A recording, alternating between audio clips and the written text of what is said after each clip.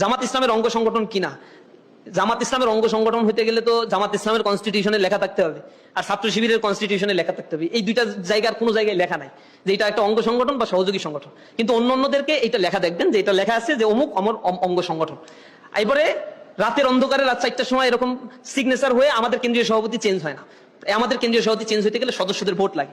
কেউ ইচ্ছা করবে আজকেই আমার পদ সরাই দিবে, এটার কোনো সিস্টেম আমার সংগঠনে নাই।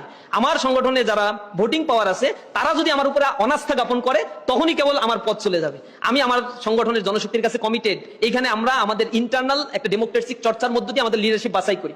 আমাদের যখন বিশ্ববিদ্যালয়ে প্যানেল দিতে হবে, এই প্যানেল দেওয়ার ক্ষেত্রে ইসলামী ছাত্র শিবির গিয়ে কোনো রাজনৈতিক দলের জন্য অপেক্ষা করে না যে লিস্ট পাঠাইছি যারে মনোনয়ন দেবে সে হবে। ওরকম সিস্টেম নাই। আমরা মিটিং এ বসছি, আমাদের মতামত এই, এরপরে আমরা যাই, আমি যে ঘোষণা দিয়ে আসছি এই হচ্ছে আমাদের প্যানেল, আপনারা এবার দেখেন। আমাদের নিজস্ব এরকম স্বকীয়তা এবং স্বাধীনতা আছে। অঙ্গ সংগঠন হলে এরকম স্বাধীনতা ভোগ করা যায় না।